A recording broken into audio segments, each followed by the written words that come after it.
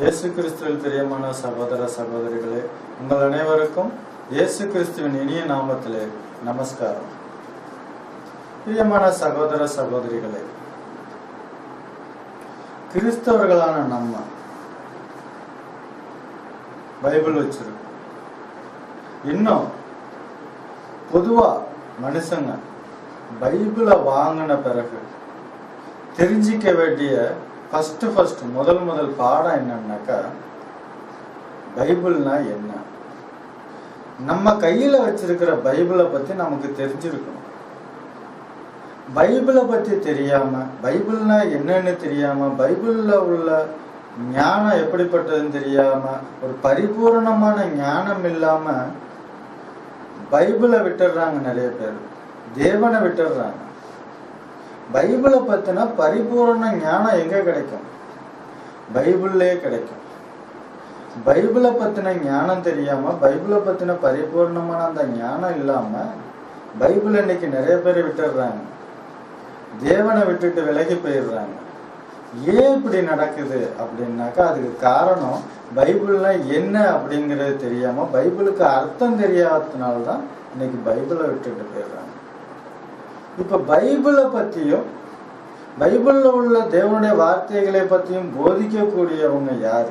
போதகர்கள், கிறிஸ்தவ போதகர்கள். நிறைய பேர், அநேகம் பேர் உலகத்துல இருக்கிறாங்க.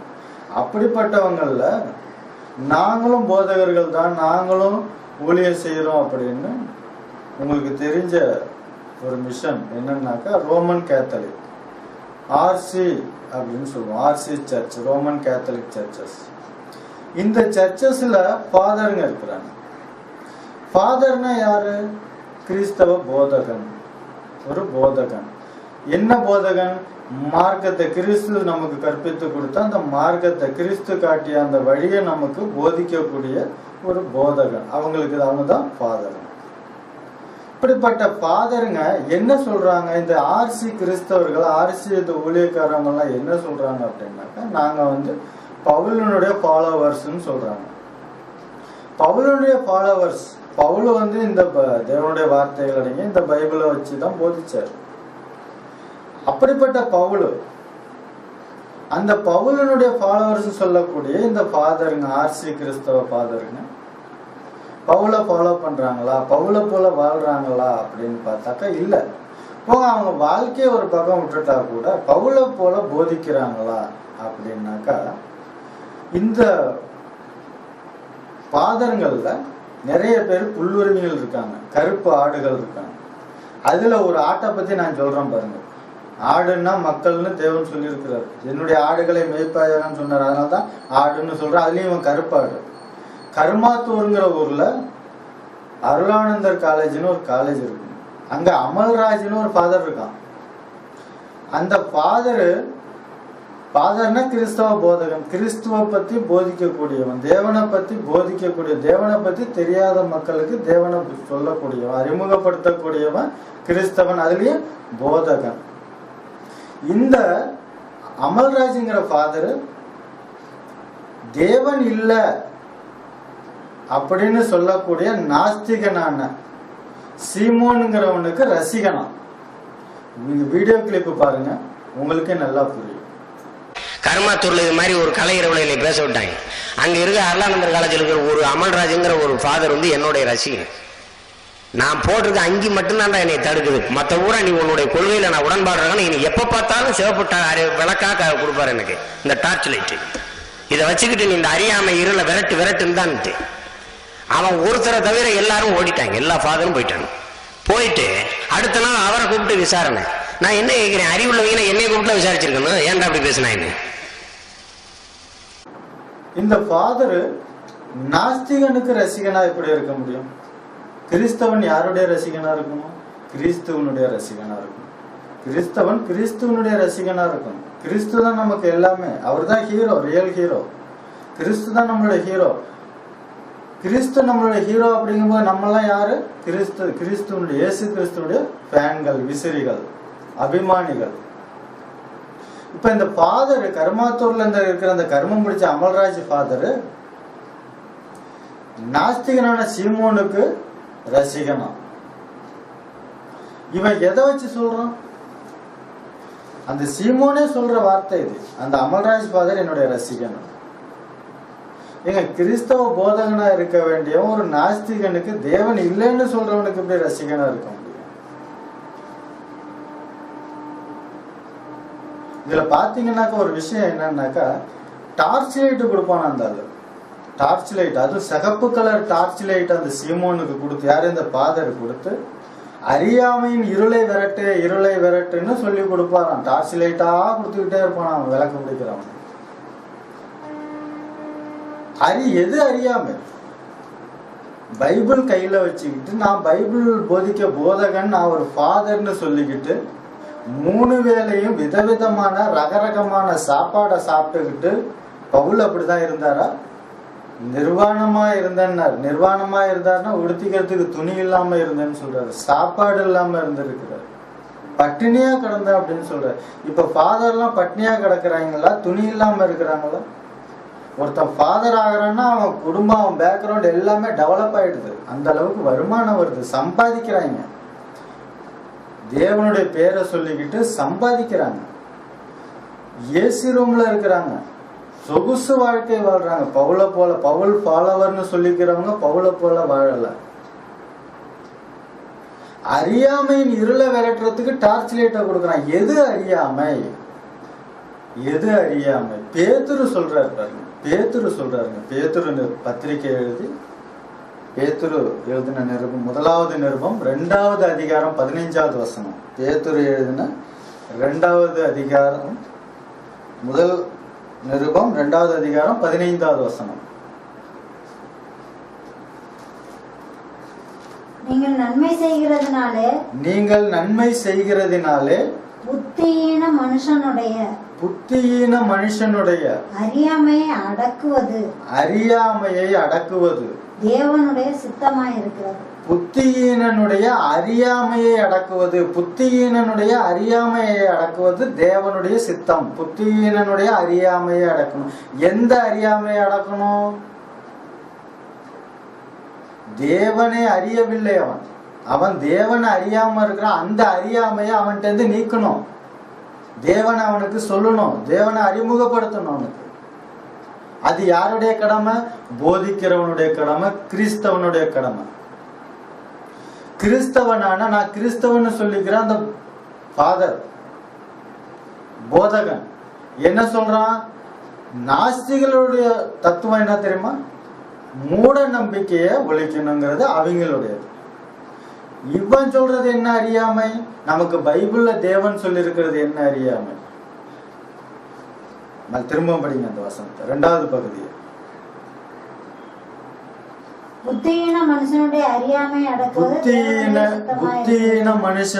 புத்தியீன மனுஷனுடைய அறிவில்லாம, தேவனை தெரிஞ்சிக்காம அறிவில்லாம இருக்கிற மனுஷனுடைய, புத்தியீனம் உள்ள மனுஷனுடைய அறியாமையை, தேவனை அறியாம அவன் பாவம் செஞ்சுக்கிட்டு இருக்கிறான், நரகத்துக்கு போயிடுவான். அவனுக்கு தேவனை அறிமுகப்படுத்து, அவனுக்கு வெளிச்சம். எது வெளிச்சம்னார் தேவன் எது வெளிச்சம்னார்? அவருடைய வார்த்தை வெளிச்சம் சொன்ன அந்த வெளிச்சத்தினால அறியாமை, அவனுள்ள இருக்கிற அந்த அறியாமையை விரட்டு. அது தேவனுடைய சித்தம்னு சொல்லி பைபிள்ல இருக்குது. இந்த பைபிளை கையில வச்சுக்கிட்டு டார்ச் லைட் கொடுக்குறான். டார்ச் லைட் பாருங்க. எல்லாத்தையும் நான் ஒன்னு கொள்கையில உடன்பட்டு இருக்கிறேன், என்னை தடுக்கிறது இந்த அங்கேயும் மட்டும்தான் அப்படின்னு சொல்றான். ஏன் அங்கேயே மாட்டிக்கிட்டு இருக்கிற? பொழப்பு ஓட்டிக்கிட்டு இருக்கிற, நீ பொழைச்சிக்கிட்டு இருக்கிற, சம்பாதிச்சுக்கிட்டு இருக்கிற, தேவனுடைய வேலையை செய்யல. இப்படிப்பட்டவங்க பைபிளை எப்படி போதிப்பாங்க? இப்ப ஆர்சி கிறிஸ்தவர்களுக்கு பைபிள்னா என்னன்னு தெரியுமா? இல்ல உலகத்துல இருக்கிற கிறிஸ்தவங்களுக்கு தான் பைபிள் என்னன்னு தெரியுமா? இன்னைக்கு முஸ்லீம் மதத்துல ஒருத்தர் சேர்றான்னா அவனுக்கு 3 மாசம் குரான்ல ட்ரைனிங் கொடுக்கறான், உயர்வா சொல்லிக்கிறான். அவனுக்கு சாப்பாடு, போக்குவரத்து செலவு எல்லாம் கொடுத்து அவனுக்கு குரானை போதிக்கிறான். இன்னைக்கு பைபிளை போதிக்கக்கூடியவன் யார் இருக்கா? பைபிள்னா என்னன்னு சொல்லி கொடுக்கக்கூடியவன் யார் இருக்கா உலகத்துல? அதனாலதான் இப்படிப்பட்ட ஆளுங்களாலதான் இன்னைக்கு கிறிஸ்தவம் தூஷிக்கப்படுது. அதே ஆர்சி கிறிஸ்தவர்கள் அப்பம் கொடுக்கறாங்க, ரொட்டி திராட்சை ரசத்தை நினைவாக இயேசு கிறிஸ்து நீங்க இதை நான் வருமளவும் செய்யுங்க அப்படின்னு சொன்னாரு. அந்த அந்த அப்பத்தை கடிச்சு சாப்பிடாதீங்க அப்படின்னு சொல்றாங்க. கடிச்சு சாப்பிட்டா ரத்தம் வரும்னு சொல்றாங்க. இது இந்த பொருளையெல்லாம் கலப்புனது யார்? பைபிள்ல இருக்குதா? பைபிள்ல அப்படி சொல்லியிருக்க தேவன் கடிச்சுதான் சாப்பிடணும். அப்பத்தை பிட்டு அப்படின்னு தான் பைபிள்ல இருக்கு. அப்பத்தை பிட்டு தன் சீடர்களுக்கு கொடுத்தாருன்னு தான் இருக்கு. அதை கடிச்சு சாப்பிடக்கூடாது. கடிச்சு சாப்பிட்டா ரத்தம் பொருளை கலப்புனது அந்த ஆர்சி கிறிஸ்தவர்கள், ஆர்சிஎம் காரவங்க தான். இதை அதை வச்சுக்கிட்டு தான் இன்னைக்கு நாஸ்திகர்கள் சொல்றான், ஹேளனமா பேசுறான், அவமானகரமா பேசுறான். பிரியமான சகோதர சகோதரி, தேவன் விரட்டணும்னு சொன்னது அறியாமை. தேவன் சொன்ன அறியாமை தேவனை அறியாத அறியாமையே. தேவனை பத்தி தெரிஞ்சிக்காதத, தேவனை அறியாதவங்களை, அறியாம இருக்கிறவங்களுடைய அந்த அறியாமை, அந்த குருட்டுத்தனத்தை, அந்த இருட்டை விரட்டணும் வெளிச்சத்தினால. எந்த வெளிச்சத்தினால? தேவனுடைய வார்த்தையாகிய இந்த பைபிளுங்கிற வெளிச்சத்தினால. இன்னைக்கு அதை செய்யக்கூடியவங்க யார் இருக்கா? பெரிய பெரிய ஊழியங்களும் சொல்லிக்கிறாங்க, பெரிய பெரிய பிரேயர் டவர்லாம் வச்சிருக்கிறாங்க. பைபிளை போதிக்கிறாங்களா? பைபிளை உலகத்தரம், உலக கல்வியை போதிக்கிறாங்க. உலக கல்விக்கு பெரிய பெரிய காலேஜ் கட்டிக்கிறாங்க. பைபிளை போதிக்கக்கூடிய காலேஜ் எங்க இருக்குது உலகத்துல? எங்க இருக்கு? பிரியமான சகோதர சகோதரிகளே, முஸ்லிமுங்க, ஒரு முஸ்லிம் சல்மான் ருஷ்டிங்கிறவன் முஸ்லிம் குரானை பத்தி என்ன சொல்லியிருக்காங்கனாக்கா, குரான் சாத்தானுடைய புஸ்தகம்னு சொல்லியிருக்காங்க. ஒரு முஸ்லீமே குரான் சாத்தானுடைய புஸ்தகம்னு சொன்ன உடனே அந்த முஸ்லீம் எல்லாம் என்ன பண்றான் தெரியுங்களா? அவனுக்கு பணமாவோ உயிரோடையோ பணமாவோ பிடிச்சு கொடுக்கறவங்களும் கோடிக்கணக்கான ரூபாய் கிஃப்ட் வெகுமதி தர்றோம் அப்படின்னு சொல்லி பிரகடனம் பண்றாங்க, விளம்பரம் பண்றாங்க. அவங்களுக்கு அந்த சல்மான் ருஷ்யை பிடிச்சி கொண்டாந்து கொடுக்கறவனுக்கு கோடிக்கணக்கான ரூபாய் பணமா தர்றாங்கிறான். பாருங்க அவங்களுக்குள்ள உணர்வு. ஒருத்தன் குரானை பத்தி தப்பா சொல்லும் போது அவனுக்கு ரத்தம் கொதிக்குது. அதே பாருங்க நம்மளுடைய தமிழகத்துல முன்னாள் முதலமைச்சர் கருணாநிதி இந்துக்களுடைய நம்பிக்கையான ராமரை பத்தி சொல்லும் போது, தப்பா சொல்லும் போது இந்துக்கள்லாம் போராட்டம் பண்ணாங்க. எப்படி சொல்லலாம், நீ சொன்னது தப்பு அப்படின்னு போராட்டம் பண்ணாங்க. ஏங்க இந்துக்களுக்கு இன்னும் உள்ள உணர்வு ஏன் கிறிஸ்தவர்களுக்கு இல்லை? முஸ்லீமுக்கு இருக்கிற உணர்வு ஏன் கிறிஸ்தவனுக்கு வரல? கிறிஸ்துவ பத்தி, பைபிளை பத்தி, தேவனை பத்தி ஒருத்தன் தப்பா சொல்லும் போது, தூஷிக்கும் போது ஏன் கண்டும் காணாம போயிட்டு இருக்கு? நமக்கு உணர்வுங்கிறதே இல்லையா? சூடு சொரணங்கிறதே நமக்கு கிடையாதா? தேவன் கொடுத்த அந்த உப்பு போட்டு சோறு திங்கிறோமா இல்லையா? அப்ப நமக்கு ஏன் அந்த உணர்வு வரல? நமக்கு ஏன் ரத்தம் கொதிக்கல? நம்ம வீட்டுல உள்ளவங்கள, நம்ம வீட்டுல உள்ள நம்மளுடைய மனைவியோ நம்மளுடைய பிள்ளைங்களையோ யாராவது ஒருத்தர் தப்பா பேசிட்டாக்கா கண்டுங்கானாம நீ வந்துடுவியா? அவன்கிட்ட சண்டைக்கு போற, நீ எப்படி சொல்லலாம் அப்படின்னு சண்டைக்கு போறியே. தேவன்கு அப்படின்னு வரும்போது அவரு பார்த்துக்குவாரு. நிறைய பேர் சொல்றது இதுதாங்க, அவரு பார்த்து. அப்ப நீ என்னத்துக்கு இந்த பூமியில? தேவையில்லையே, நம்ம தேவையில்லையேங்க. கிறிஸ்தவர்களான நம்மளுடைய பிதா, நம்மளுடைய அண்ணன் இயேசு கிறிஸ்துவ பத்தி யாராவது தப்பா சொல்லும் போது நம்ம என்ன செய்யணும்? அது தப்பு கிடையாது. தப்பா சொல்றவங்களுக்கு அது சரியா சொல்லணும். நம்ம அது நீ சொல்றது தப்பு, நீ சொல்ற மாதிரி கிடையாது அப்படின்னு அவங்களுக்கு விலைக்கு சொல்லணும். சொல்லிதான் தேவன் சொல்லியிருக்கிறாரு. இயேசு கிறிஸ்துவில் பிரியமான சகோதர சகோதரிகளே, இப்படி இருக்கும்போது பைபிளை பத்தி நம்ம தெரிஞ்சுக்கணும். பைபிள்னா என்னன்னு தெரிஞ்சுக்கணுங்கிறதுக்காக தான் இன்னைக்கு இந்த மெசேஜ் உங்களுக்கு நாங்க சொல்றோம். இன்னும் பாத்தீங்கன்னாக்கா கிறிஸ்தவர்கள், முஸ்லிம்கள், இந்த ஒரு கிறிஸ்தவம் ஒரு முஸ்லீமும் ரெண்டு பேரும் ஒரு ஸ்டேஜில் பேசிட்டு இருக்கிறாங்க. முஸ்லீமும் கிறிஸ்தவனை பார்த்து, கிறிஸ்தவ போதகன் அந்த அவனை பார்த்து கேட்கிறான், பைபிளுங்கிற வார்த்தை பைபிள்ல காமி. இது உடனே காமிக்கணுங்கிற அவசியம் இல்லை, லைஃப் டைம் சேலஞ்ச். உன்னுடைய வாழ்நாள்ல நீ எப்ப வேணாலும் எனக்கு காமி, பைபிளுங்கிற வார்த்தை பைபிள்ல காமி, லைஃப் டைம் சேலஞ்சுன்னு சொல்லிடுறான். இவன் காமிக்கல. எவ்வளவு நேரம் பைபிளுங்கிற வார்த்தையை காமிக்கிறதுக்கு எவ்வளவு நேரம் ஆகும்? எத்தனை வார்த்தை காமிக்கணும்? நான் காமிக்கிறேன். ஏன் காமிக்கல? காமிக்காம வந்துடலாம். அப்படின்னா என்ன அர்த்தங்க? பைபிள் தூஷிக்கப்படுது, பைபிளுங்கிற வார்த்தை பைபிள்ல இல்லையே அப்படின்னு இன்னைக்கு கிறிஸ்தவர்கள் கூட அந்த நம்பக்கூடிய ஸ்டேஜில் வந்துடுறாங்க. பைபிளுங்கிற வார்த்தை பைபிள்ல இருக்கு, ஏன் அது இருக்குன்னு சொல்லி நிரூபிக்க முடியாம வந்தான் அப்படின்னாக்கா பைபிள்னா என்னன்னு அர்த்தம் தெரியாததுனால தான். பைபிள்னா என்ன, பைபிளுக்கு அர்த்தம் என்ன? பிரியமான சகோதர சகோதரிகளை, இதுக்கு நம்ம என்ன செய்யணும்னா பைபிள்னா என்னன்னு தெரிஞ்சுக்கணும், பைபிளுக்கு அர்த்தம் தெரிஞ்சுக்கணும். பைபிள்னா என்ன? பைபிள்ங்கிற வார்த்தை இங்கிலீஷ் வார்த்தை, BIBLE, பைபிள் அப்படிங்கிறது இங்கிலீஷ் வார்த்தை. இந்த இங்கிலீஷ் வார்த்தை, இந்த பைபிளுங்கிற வார்த்தை கிரேக்க மொழியில பிப்லாஸ் பிப்லியாங்கிற வார்த்தைகள்ல இருந்து மொழிபெயர்க்கப்பட்டது. பிப்லாஸ்னா ஒருமையை குறிக்கிறது, பிப்லியான்னா பன்மையை குறிக்கிறது. பிப்லாஸ் பிப்லியாங்கிறதுக்கு அர்த்தம் என்னன்னாக்கா, பிப்லாஸ்னா புஸ்தகம், ஒருமை, ஒரே ஒரு புஸ்தகம். பிப்லியாங்கும் போது பன்மை, புஸ்தகங்கள். இந்த புஸ்தகங்கள், புஸ்தகம் புஸ்தகம் புஸ்தகம் புஸ்தகம் இந்த பிப்லாஸ் பிப்லியால இருந்து தான் பைபிள்ங்கிறது மொழிபெயர்க்கப்பட்டது. பைபிள்ங்கிற வார்த்தை மொழிபெயர்க்கப்பட்டது. பைபிள்னாக்கா புஸ்தகங்களின் சமூகம், புஸ்தகங்களின் தொகுப்பு. இப்ப நம்ம பைபிள்ல 66 புஸ்தகங்கள் இருக்கு. அந்த 66 புஸ்தகங்களும் ஒரே புஸ்தகமா இருக்குது. அதுக்கு பேரு புஸ்தகங்களின் தொகுப்பு, பைபிள். பைபிள்னா என்ன அர்த்தம்? புஸ்தகம், புஸ்தகங்களின் தொகுப்பு. பல புஸ்தகங்கள் ஒண்ணு சேர்ந்ததுதான் பைபிள். பிப்லாஸ்னா ஒருமை, புஸ்தகம். பிப்லியான்னா பன்மை, புஸ்தகங்கள். பைபிள்ங்கும் போது பைபிள்னாக்கா அது மொழிபெயர்க்கப்பட்டது. பிப்லாஸ் பிப்லியாவில இருந்து மொழிபெயர்க்கப்பட்ட ஆங்கில வார்த்தை, இங்கிலீஷ் வார்த்தை பைபிள். பைபிளுக்கு அர்த்தம் என்னன்னா புஸ்தகங்களின் தொகுப்பு. இப்ப பைபிள்னா என்ன அர்த்தம்? புஸ்தகம். பைபிள்னா என்ன அர்த்தம்? புஸ்தகம். இந்த புஸ்தகங்கிற வார்த்தை பைபிள்ல இருக்கா இல்லையா? புஸ்தகங்கிற வார்த்தை பைபிள்ல இருக்கா இல்லையா? நம்ம தமிழ்ல என்ன சொல்றோம்? பரிசுத்த வேதம்னு சொல்றோம். தமிழ்ல பரிசுத்த வேதம்னு சொல்றோம். பாஷை தான் வேற. பாஷை அது கிரேக்க வார்த்தையில பிப்லாஸ் பிப்லியா, இங்கிலீஷ்ல பைபிள், தமிழ்ல பரிசுத்த வேதம்னு சொல்றோம்.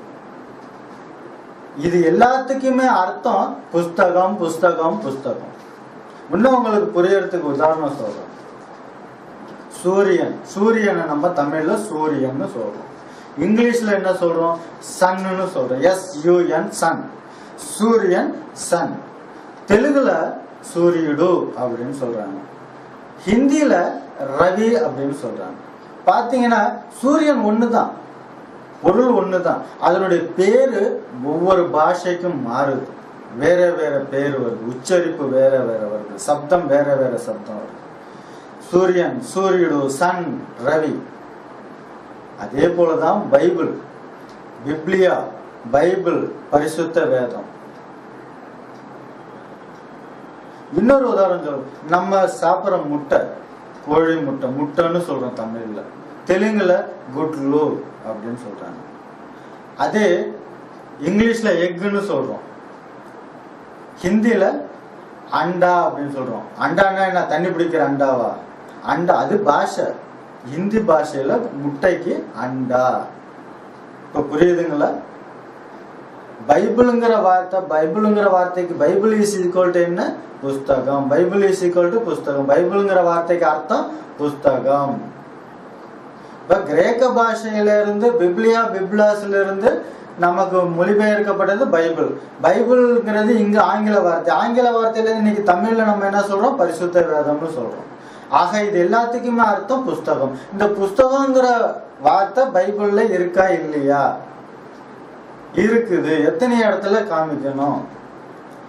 பைபிள்ல கடைசி புஸ்தகமான வெளிப்படுத்தின விசேஷத்துல கடைசி அத்தியாயத்துல 18-19 வசனத்துல பாத்தீங்கன்னாக்கா, இந்த புஸ்தகத்தில் உள்ள தீர்க்க தரிசன வசனங்களை கேட்கிற யாவரும், இந்த புஸ்தகத்தில் உள்ளனா இப்ப ஆதியாகமத்துல இருந்து படிச்சுக்கிட்டு வந்தோம்.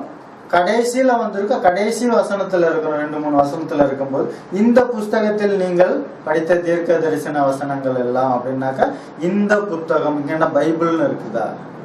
புத்தகம்னு தானே இருக்குது. அப்ப புத்தகம், பைபிளுக்கு அர்த்தம் என்ன? புத்தகம். அப்ப பைபிளுங்கிற வார்த்தை அதுல இல்லையா? இருக்குது. அடுத்த வசனத்தை படிங்க. ஒருவன் இந்த இந்த தீர்க்கதரிசன புஸ்தகத்தின் வசனங்களிலிருந்து ஒருவன் இந்த தீர்க்க தரிசன புஸ்தகத்தின் வசனங்களிலிருந்து இந்த புஸ்தகம் அப்ப புஸ்தகம்னா பைபிள், பைபிள்னா பரிசுத்த வேதம், பரிசுத்த வேதம்னா பிப்லியா. இன்னும் உங்களுக்கு சொல்ற பாரு, வேதங்கிற வார்த்தையே இருக்குது பாருங்க. வேதங்கிறது சங்கீதம் 119 ஃபர்ஸ்ட், சங்கீதம் 119 ஃபர்ஸ்ட் வசனம். கர்த்தருடைய வேதத்தின்படி நடக்கிற உத்தம கர்த்தருடைய வேதத்தின்படி நம்ம வேதம் பரிசுத்த வேதம் சொல்றோமா? இது ஆக்சுவலா நம்ம இது என்ன தெரியுமா சொல்றோம்? கர்த்தருடைய வேதம் தான் சொல்லணும். கர்த்தருடைய வேதம் தான் சொல்றோம். பாத்தீங்கன்னா பைபிள்ல ஃபர்ஸ்ட் பேஜ்ல இந்திய வேதாகம சங்கம் 206 மகாத்மா காந்தி சாலை பெங்களூர்னு இருக்கும். இந்திய வேதாகம சங்கத்தினுடையதா இந்த பைபிள்? அவங்களுடையதா இல்ல. இது கர்த்தருடைய வேதம், கர்த்தருடைய வேதம். இது இங்க ஆக்சுவலி பாத்தீங்கன்னா பரிசுத்த வேதம் இல்லாம கர்த்தருடைய வேதம் தான் இருக்கணும். அப்ப எந்த பிரச்சனையும் வராது நமக்கு. பாருங்க, அதுலயே இன்னும் 18வது வசனத்துல பாருங்க, சங்கீதம் 119:18.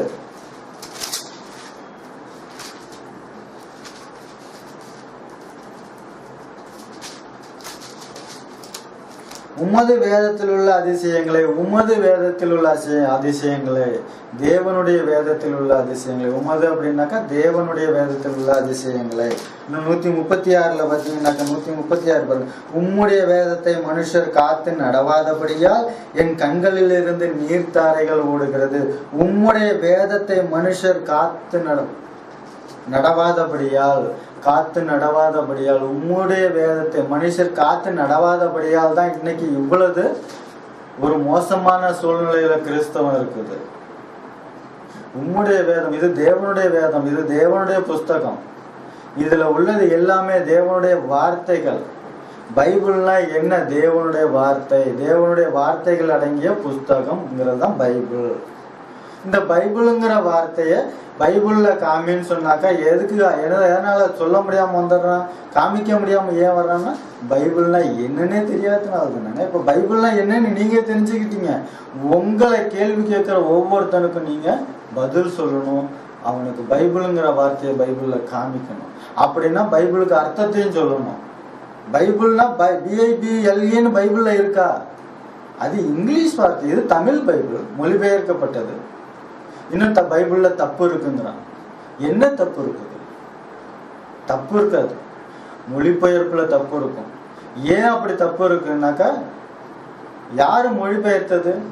வெளிநாட்டுக்காரவங்க, தமிழ் பாஷை தெரியாதவங்க தமிழை கத்துக்கிட்டு மொழிபெயர்க்கும் போது அவனுடைய பாவனைகள் அந்த கிரேக்க மொழியிலிருந்து மொழிபெயர்க்கும் போது அதனுடைய சரியான அர்த்தம், சரியான பாவனைகள் தெரியாம அவங்க எழுதுறதுனால, மொழிபெயர்த்ததுனால மொழிபெயர்ப்புல தப்பு இருக்குமே தவிர பைபிள் தப்பு கிடையாது.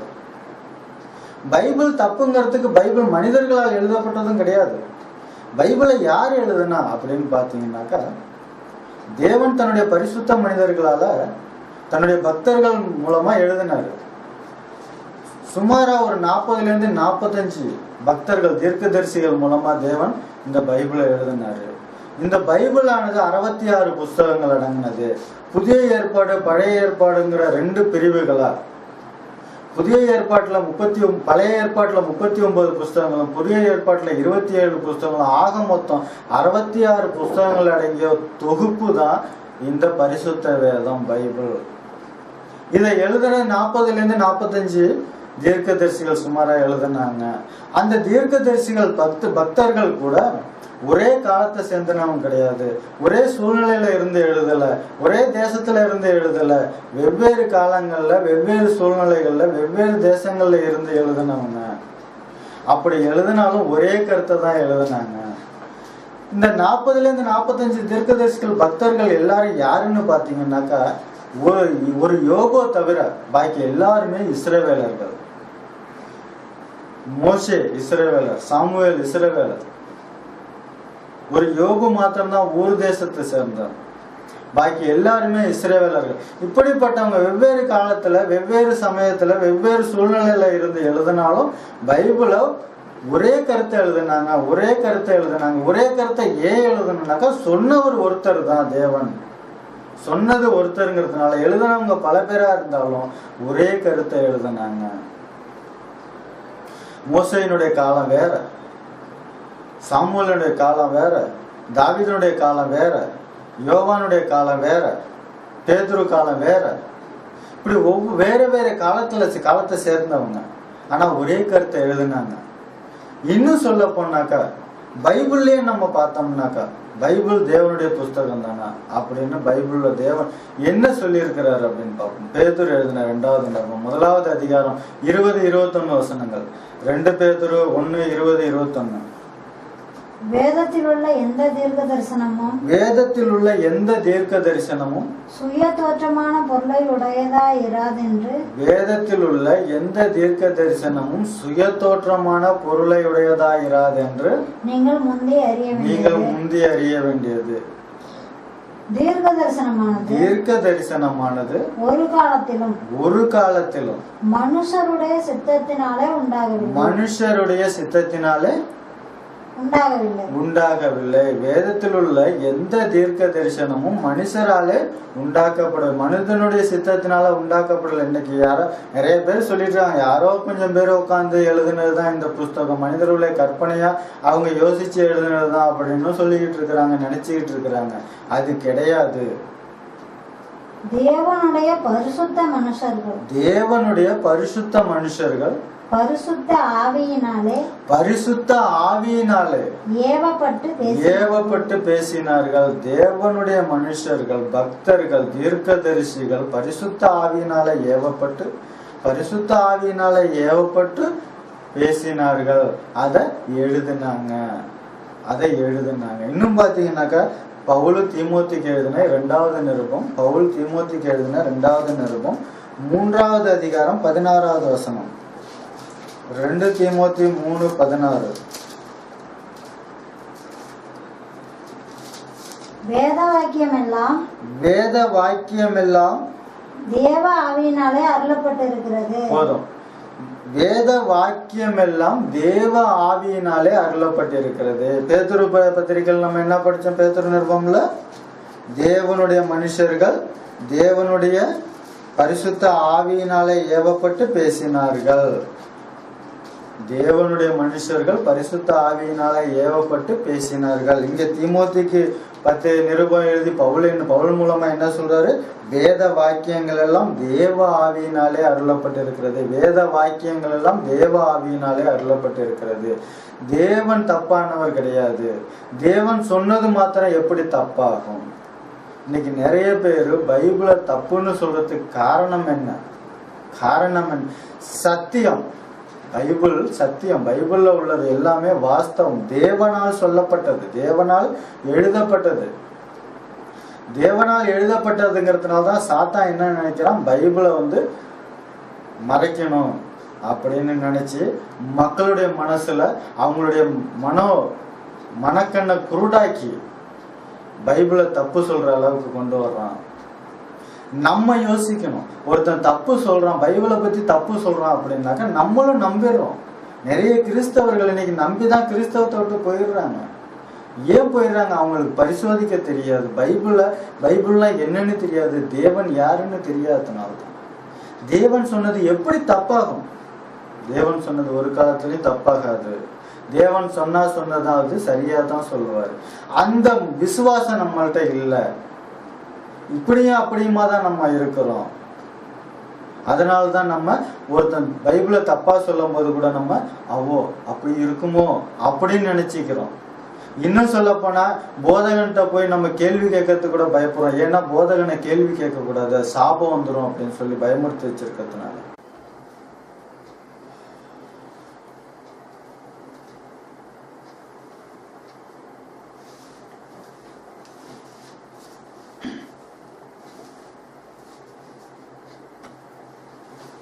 பிரியமான சகோதர சகோதரிகளே, இன்னும் நம்ம பார்த்தோம்னாக்க ஒரு புஸ்தகம், உலகத்துல ஒரு புஸ்தகம் நிஜமானது அப்படின்னு நிரூபிக்கணும்னாக்கா சில ஆதாரங்கள் இருக்கணும் அந்த புஸ்தகத்துல. இப்ப நாம பைபிளை நிரூபிக்கணும். அப்படிங்கும்போது பைபிள்ல அந்த ஆதாரங்கள்லாம் இருக்குதா அப்படின்னு நம்ம பார்க்கணும். என்னென்ன ஆதாரங்கள் அப்படின்னு பார்த்தீங்கன்னாக்கா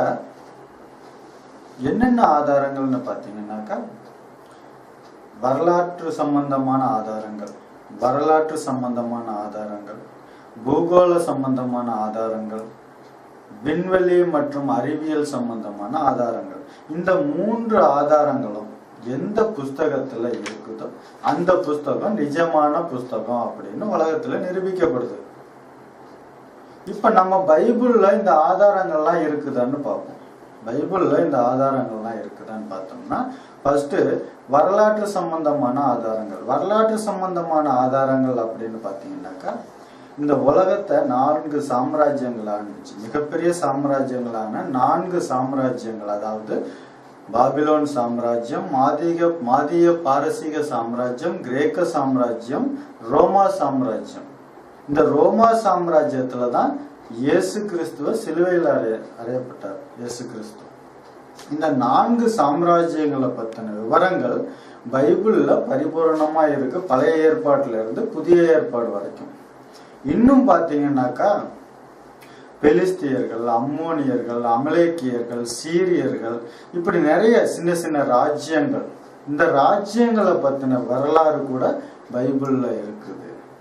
நீங்க வரலாற்றுல படிச்ச ஆதாரங்கள் என்னென்னவோ அந்த வரலாற்று சம்பந்தமான நிகழ்வுகள், ராஜ்யங்கள், சாம்ராஜ்யங்கள், இது எல்லாமே பைபிள்ல இருக்குது. வரலாற்று சம்பந்தமான ஆதாரங்கள் பைபிள்ல பரிபூரணமா இருக்குது, நிறைவா இருக்குது. ஆதாரங்கள் ஏதோ இருக்கு அப்படிங்கிறது இல்ல, பரிபூரணமா இருக்கு, நிறைவா இருக்குது. அடுத்தது பூகோள சம்பந்தமான ஆதாரங்கள். பூகோள சம்பந்தமான ஆதாரங்கள் அப்படின்னு பாத்தீங்கன்னாக்கா, மலைகள், காடுகள், நதிகள், பர்வதங்கள், மிகப்பெரிய பர்வதங்கள், சமுத்திரங்கள், நிலப்பகுதி, இது எல்லாமே பூகோள சம்பந்தமான ஆதாரங்கள். பூகோள சம்பந்தமான ஆதாரங்களான இந்த மலைகள், காடுகள், சமுத்திரங்கள், நிலப்பகுதி, இது சம்பந்தப்பட்ட ஆதாரங்கள் பைபிள்ல நிறைவா இருக்குது அப்படின்னு நம்ம பைபிள்ல உதாரணங்களோட பார்த்தோம்னாக்கா, நதிகள் அப்படின்னு எடுத்துக்கிட்டீங்கன்னா, இன்னைக்கு நைல் நதி எகிப்துல ஓடிட்டு இருக்குது. அந்த நைல் நதியை பத்தி பைபிள்ல இருக்குது. இன்னும் பாத்தீங்கன்னாக்கா, ஏதேன் தோட்டத்துல இருந்து 4 நதிகள் புறப்பட்டுச்சு. அந்த 4 நதிகள்ல 2 நதிகள் ஜலப்பிரளயத்தினாலையும் மற்றும் இயற்கை சீற்றத்தினாலையும் மறைஞ்சிடுச்சு. இப்ப அந்த 4 நதிகள்ல மறையாம இருக்கிற 2 நதிகள் இன்னைக்கும் இருக்குது. Euphrates, Tigris.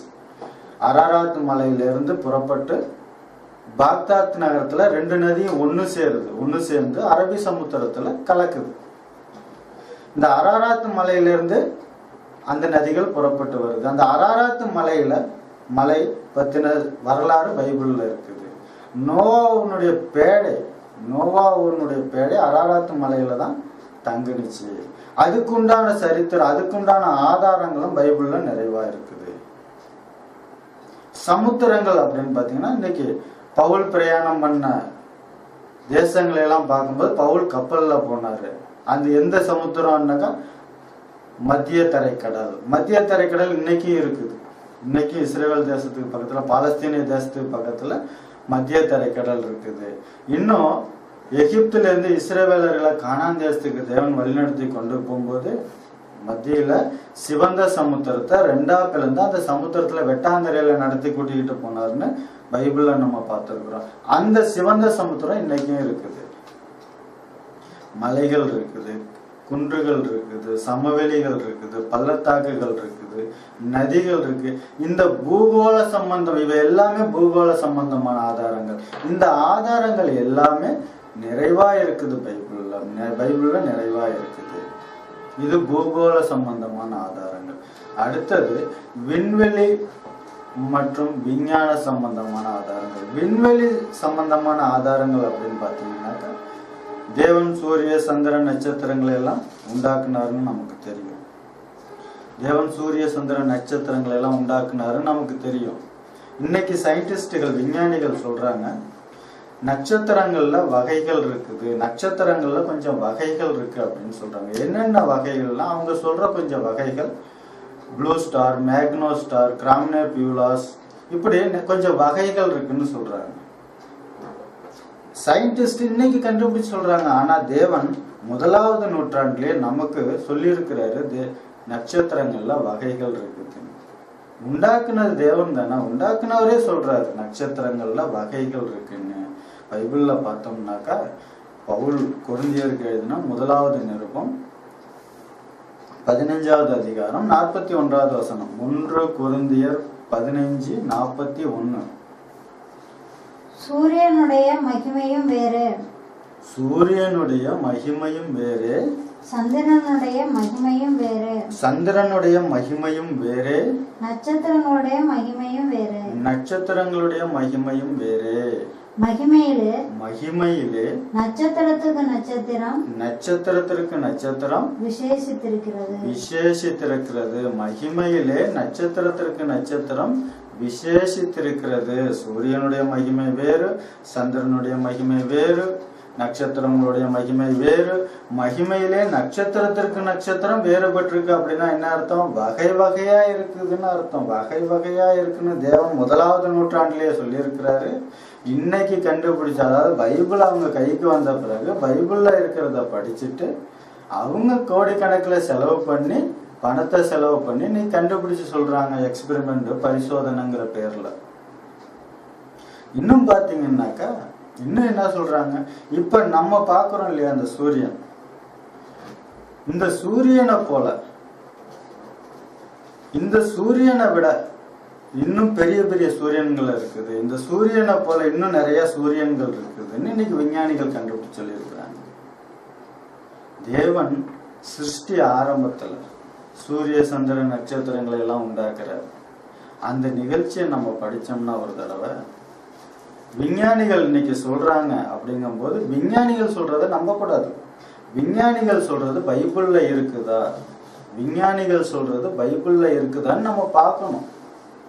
விஞ்ஞானிகள் சொல்லிடுறாங்க இன்னைக்கு பெரிய பெரிய சூரியன்லாம் இருக்குது, இந்த சூரியனை போல நிறைய சூரியன்கள் இருக்கு அப்படின்னு விஞ்ஞானிகள் சொல்றாங்கன்னா அது உண்மையா அப்படின்னு பைபிள்ல பார்த்தோம்னாக்கா ஆதியாகமம் 1வது அதிகாரம் 14வது வசனத்திலிருந்து 14, 15, 16 வசனத்தை படிச்சோம்னாக்கா 14வது வசனம் தான் படிக்கிறேன். பின்பு தேவன் பகலுக்கும் இரவுக்கும் வித்தியாசம் உண்டாகத்தக்கதாக வானம் என்கிற ஆகாய விரிவிலே சுடர்கள் உண்டாக கடவது. சுடர்னு இருக்குதா, சுடர்கள் அப்படின்னு இருக்குதா? சுடர்னு இருக்குதா, சுடர்கள்னு இருக்குதா? சுடர்கள். சுடர்கள்னா நிறைய, பன்மையில சொல்றார், பன்மையில உண்டாக கடவுது அப்படின்னு சொல்றார். பகலுக்கும் இரவுக்கும் வித்தியாசம் உண்டாகத்தக்கதாக வானம் என்கிற ஆகாய விரிவிலே சுடர்கள் உண்டாக கடவுது. அவைகள் அடையாளங்களுக்காகவும் காலங்களையும் நாட்களையும் வருஷங்களையும் குறிக்கிறதற்காகவும் இருக்க கடவுது என்றார். அவைகள் பூமியின் மேல் பிரகாசிக்கும்படி வானம் என்கிற ஆகாய விரிவிலே சுடர்களாக இருக்க கடவுது. சுடர்களாக இருக்க, சுடர்களாய் இருக்க கடவுது, சுடர்களாய் இருக்க கடவுது அப்படின்றார். அது அப்படியே ஆயிற்று. தேவன் 16, தேவன் பகலையால பெரிய சுடரும், சுடர்கள் உண்டாகிட்டு, சுடர்கள் உண்டாக கடவுதுன்னாரு. சுடர்கள்னா நிறைய சுடர்கள் இருக்குது. அதுல பகலையால பெரிய சுடரும் சூரியன், இரவையால சிறிய சுடரும் சந்திரன். தேவன் பகலையால பெரிய சுடரும் இரவையால சிறிய சுடரும் ஆகிய 2 மகத்தான சுடர்களையும் நட்சத்திரங்களையும் உண்டாக்கினார். சூரியன் சந்திரன்கிறது 2 மகத்தான சுடர்கள். பகலையால சூரியனையும் இரவையால சந்திரனையும் தேவன் உண்டாக்குறாரு. அதுவும் இல்லாம நட்சத்திரங்களையும் உண்டாக்குறாரு. 14வது வசனத்துல நம்ம படிச்சோம், சுடர்கள் உண்டாக கடவுதுன்னாரு. சுடர்கள், சுடர்கள், சுடர்கள்னா பிரகாசிக்க கூடியது. சுடர்கள் சூரியனை போன்றது. நிறைய சூரியன்கள் இருக்குது. இந்த சூரியனை விட பெரிய சூரியன்கள்லாம் இருக்குது அப்படின்னு இன்னைக்கு விஞ்ஞானிகள் கண்டுபிடிச்சு சொல்றாங்க. ஆனா தேவன் நமக்கு கொடுத்த டெஸ்ட் புக்கான இந்த பைபிள்ல முதல் பக்கத்துல, முதல் அத்தியாயத்திலேயே, முதல் பேஜிலேயே நமக்கு சொல்லி இருக்கிறாரு, சுடர்களை தேவன் உண்டாக்கி இருக்கிறாரு. சுடர்கள், நிறைய சுடர்கள் இருக்கு. சுடர்கள்னா பிரகாஷ், சூரியனை போன்றது. நிறைய சூரியன்கள் இருக்குது. இன்னைக்கு சொல்றாங்க சயின்ஸ், விஞ்ஞானிகள், சயின்டிஸ்டுங்க, பெரிய பெரிய சூரியன்கள் இருக்கு. இந்த சூரியனை போல நிறைய சூரியன்கள் இருக்குன்னு சொல்றாங்க. அடுத்தது பாத்தீங்கன்னாக்கா பூகோளம். பூமி உருண்டை அப்படின்னு தேவன் நமக்கு பைபிள்ல சொல்லியிருக்கிறார். ஆனா விஞ்ஞானி பெர்டினாட் மாசிலான் அப்படிங்கிற விஞ்ஞானி கிறிஸ்து பிறந்த பிறகு கிபி 1522 பூமி உருண்டை அப்படின்னு சொன்னார். ஏன்னா அதுக்கு முன்னாடி பூமி தட்டையா இருக்கும் அப்படின்னு எல்லாரும் நினைச்சுக்கிட்டு இருந்தாங்க. ஏன்னா இப்ப அப்படியே நம்ம ரோட்டு மேல நடந்து போறோம் இல்லையா, நடந்து போறதுனால இது தட்டையா தான் இருக்கும், பூமி தட்டையா இருக்கும் அப்படின்னு நினைச்சுக்கிட்டு இருந்தாங்க. ஆனா 1522 பெர்டினாட் மார்சிலான் அப்படிங்கிற விஞ்ஞானி பூமி உருண்டை அப்படின்னு கண்டுபிடிச்சு சொன்னார், பரிசோதிச்சு சொல்றார் பூமி உருண்டைன்னு. ஆனா தேவன் நமக்கு எப்ப சொல்லி இருக்கிறார்னா ஏசாயா புஸ்தகத்திலேயே நமக்கு சொல்லி இருக்கிறார். ஏசாயா 40:22, ஏசாயா 40:22, ஏசாயா புஸ்தகம் 40வது அதிகாரம் 22வது வசனம். அவர் பூமி உருண்டையின் மேல் வீற்றிருக்கிறார். அவர் பூமி உருண்டையின் மேல் வீற்றிருக்கிறார். பூமி உருண்டையின் மேல் வீற்றிருக்கிறார். பூமி உருண்டை அப்படின்னாக்கா பூமி உருண்டையா இருக்கு. பாருங்க, ஏசாயா புஸ்தகத்துல தேவன் பூமி உருண்டை அப்படின்னு சொல்லிட்டாரு. இந்த விஷயத்த பெர்டினாட் மாசிலான் என்ன செஞ்சாருனாக்கா பைபிள்ல இந்த சந்தர்ப்பத்தை படிச்சு அதை பரிசோதிச்சு பூமி உருண்டை அப்படின்னு சொன்னார். இது அறிவியல் பூர்வமான ஆதாரங்கள், அறிவியல் பூர்வமா இன்னைக்கு அறிவியலை நிரூபிச்சு சொல்றாங்க.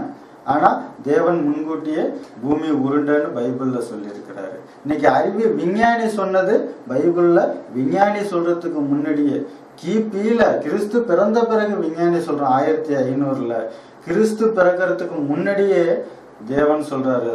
சுமார் 900 தேவன் ஏசாயா மூலமா நமக்கு சொல்லி இருக்கிறாரு. அடுத்தது பாத்தீங்கன்னாக்கா இப்ப சமீபத்துல 1978 ஜியாலஜிஸ்ட் காரவங்க, அதாவது பூகர்ப்பவியல், பூமிக்குள்ள என்ன இருக்குன்னு ஆராய்ச்சி பண்ணக்கூடிய ஜியாலஜிஸ்ட் பூகர்ப்பவியல் விஞ்ஞானிகள் என்ன சொல்லியிருக்காங்கன்னாக்கா 1978 பூமிக்குள்ள உஷ்ணம் இருக்குது, பூமிக்குள்ள உஷ்ணம் இருக்குது அப்படின்னு இன்னைக்கு கண்டுபிடிச்சிருக்காங்க.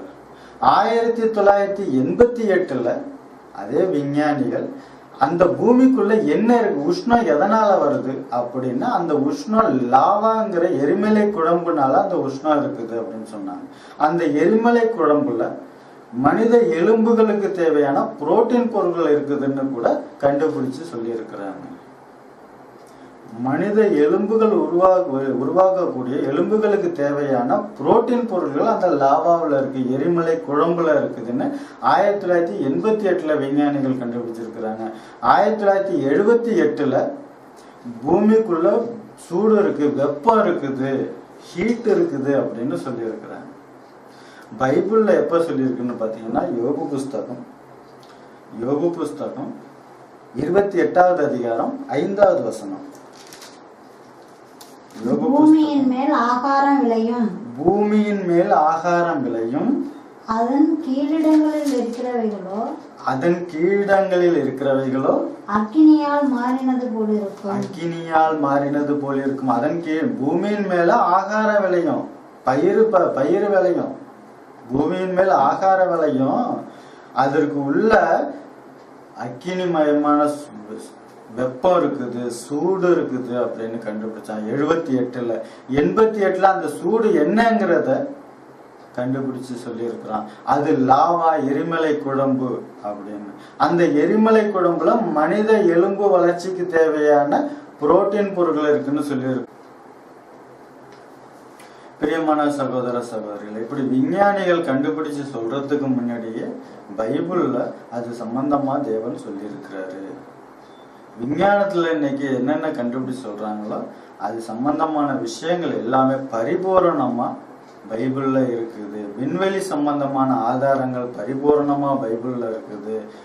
விஞ்ஞான சம்பந்தமான ஆதாரங்களும் பைபிள்ல பரிபூரணமா இருக்குது. இப்ப இந்த 3 ஆதாரங்களுமே பைபிள்ல பரிபூரணமா இருக்குது. இந்த 3 ஆதாரங்களுமே பைபிள்ல பரிபூரணமா இருக்கு. அதனால இந்த பைபிள் தான் நிஜமான புஸ்தகம். இந்த 3 ஆதாரங்களும் வேற எந்த புஸ்தகத்திலையும் இல்லை. உலகத்துல இருக்கிற வேற எந்த புஸ்தகத்திலையும் இந்த 3 ஆதாரங்களும் பரிபூரணமா கிடையாது. பைபிளை தவிர இந்த ஒரே புஸ்தகத்துல தான் இந்த ஆதாரங்கள் எல்லாம் நிறைவா இருக்குது. வேற எந்த புஸ்தகத்திலையும் இல்லை.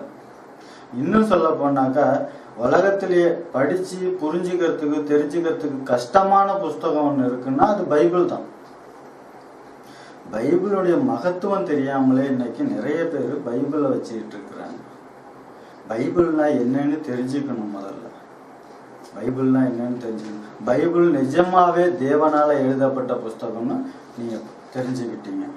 இப்ப இந்த பைபிளை எப்படி எதுல எழுதுனாங்க, எப்படியெல்லாம் பத்திரப்படுத்தி வச்சிருந்தாங்க அப்படின்னு பார்த்தோம்னாக்கா முற்காலத்துல ஓலைச்சுவடிகளை எழுதுனாங்க.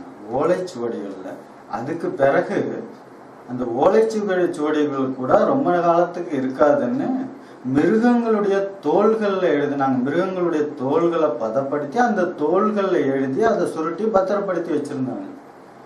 அதுக்கு பைபிள்ல ஆதாரங்கள் இருக்குது.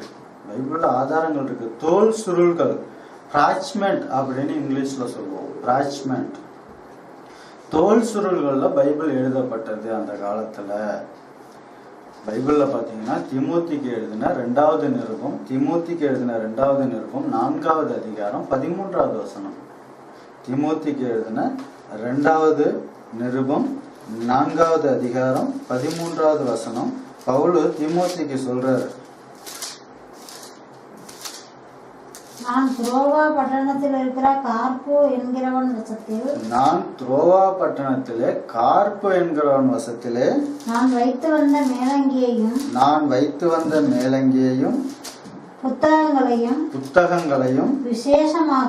விசேஷமாக மேலங்கி புத்தகம், அதுக்கு பிறகு விசேஷமாக தோல் சுருள்களையும் நீ வருகிற போது எடுத்துக்கொண்டு வா. தோல் சுருள்களையும் நீ வரும்போது எடுத்துக்கொண்டு வா. தோல் சுருள்கள் அப்படின்னாக்க தோல் சுருள்கள் தான் பைபிள் எழுதப்பட்டது. பைபிள் எழுதப்பட்டு பத்திரப்படுத்தி வச்சிருக்காங்க. விசேஷமா அது பத்திரமா எடுத்துட்டு வரணும், ஜாக்கிரதையா எடுத்துட்டு வரணுங்கிறதுக்காக விசேஷமாக அப்படிங்கிற அந்த வார்த்தை தான் பவுல் சொல்றார் திமோத்திக்கு.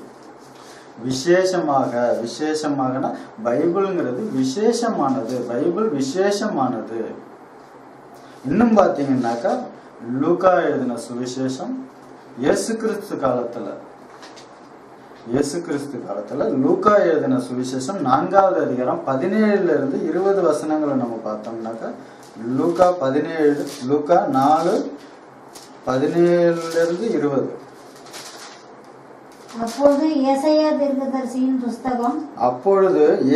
தீர்க்கதரிசியினுடைய புஸ்தகம் அவரிடத்திலே கொடுக்கப்பட்டது. அவர் புஸ்தகத்தை விரித்த போது அப்படின்னாக்கா என்ன அர்த்தம்? தோல் சுருட்டி வைக்கப்பட்டிருக்கு. தோல் சுருள்ல இருக்குது, அதை விரித்து படிக்கிறாரு. தோல் சுருள். கர்த்தருடைய ஆவியானவர் என்மேல் இருக்கிறார். தரித்திரருக்கு சுவிசேஷத்தை பிரசங்கிக்கும்படி என்னை அபிஷேகம் பண்ணினார். இருதயம் நறுங்குண்டவர்களை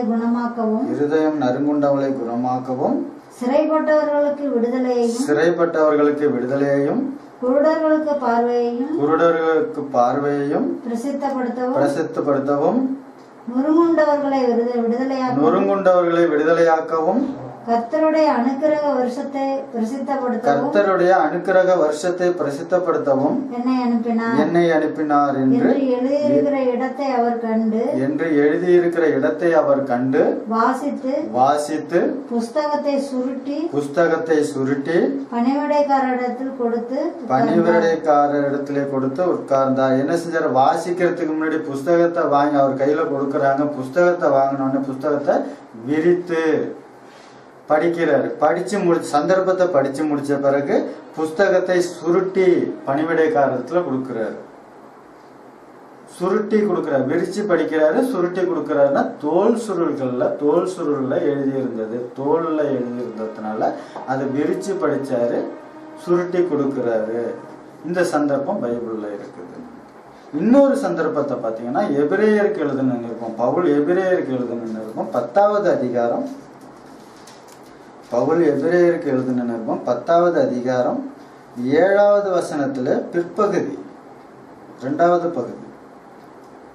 புத்தக சுருளில் என்னை குறித்து எழுதியிருக்கிறது என்று சொன்னேன் என்றார். புத்தகச் சுருளில் என்னை குறித்து எழுதியிருக்கிறது. புத்தகச் சுருளில் என்னை குறித்து எழுதியிருக்கிறதுனா அன்னைக்கு இந்த பேப்பரு, இந்த புக்கெல்லாம் இல்லை, இந்த பேப்பர்லாம் கிடையாது, இந்த அச்சியந்திரம் கிடையாது. அப்ப என்ன செஞ்சாங்கன்னாக்கா சுருள், காகித சுருள், தோல் சுருள், அந்த தோல் சுருள்ல எழுதி பத்திரப்படுத்தி வச்சிருந்தாங்க. அதனால்தான் புத்தக சுருளில் என்னை குறித்து எழுதியிருக்கிறபடி. இப்ப நம்ம அந்த காலத்துல தோல் சுருள்ல எழுதி பத்திரப்படுத்தி வச்சிருந்த பைபிள 1450 சர் ஹூட்டன்பர்க்ங்கிற ஜெர்மன்காரர் பிரிண்டிங் மிஷினை கண்டுபிடிக்கிறார். கண்டுபிடிச்ச பிறகு 1450 முதலா அப்ப இந்த பேப்பர்லாம் கண்டுபிடிச்சு பிரிண்டிங் செய்யப்படுது. முதலா பிரிண்டிங் செய்யப்பட்ட புஸ்தகம் பைபிள் தான். வேற எந்த புஸ்தகத்தையும் பிரிண்டிங் செய்யப்படல. முதல்ல பிரிண்டிங் அச்சியந்திரம் கண்டுபிடிச்ச உடனே பிரிண்டிங் செய்யப்பட்டது பைபிள். பிரிண்ட் செய்யப்பட்ட, அதாவது 180 பிரதிகள் பிரிண்ட் செஞ்சாங்க. 180 பிரிண்டுகள், 180 புஸ்தகங்கள் முதலா பிரிண்ட் செய்யப்பட்டது. அப்பையிலிருந்து தான் உலகம் முழுவதும் இந்த பைபிள் போனது. இன்னைக்கு உலகத்துல உள்ள எல்லா பாஷைகளிலும் மொழிபெயர்க்கப்பட்ட ஒரே புஸ்தகம் பைபிள் தான். வேற எந்த புஸ்தகத்துக்கும் இந்த ஒரு கௌரவம் இல்லை. வேற எந்த புஸ்தகமும் பைபிள் மொழிபெயர்க்கப்பட்ட அளவுக்கு மொழிபெயர்க்கப்படலை. ஏன்னா இது தேவனால் ஏற்படுத்தப்பட்டது. இது தேவனால் உலகெங்கும் உள்ள சகல மக்களும் அப்போஸ்தலர் 17 அப்போஸ்தலர்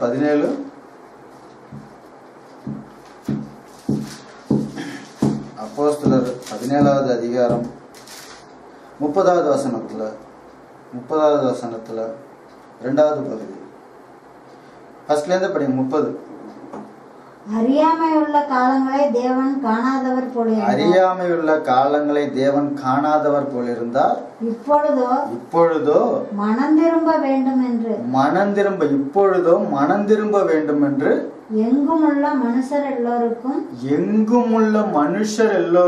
கட்டளையிடுகிறார். எங்குமுள்ள மனுஷர் எல்லோருக்கும் கட்டளையிடுகிறார் அப்படின்னாக்கா இந்த கட்டளை ஷரத்து, இந்த கட்டளை எங்குமுள்ள மனுஷர் எல்லாருக்கும் போய் சேரணுங்கிறது தேவனுடைய சித்தம். கட்டளையிட்டார், ஆர்டர் கொடுத்துட்டார், ஜீவோ பாஸ் ஆயிட்டு. இந்த ஜீவோ பாஸ் ஆன ஜீவோ மாநிலம் முழுவதும் போகணும். இன்னைக்கு முதலமைச்சர் ஒரு ஜீவோ பாஸ் பண்றாங்க அப்படின்னா அந்த ஜீவோவானது இந்த மாநிலம் முழுவதும் போகணும்.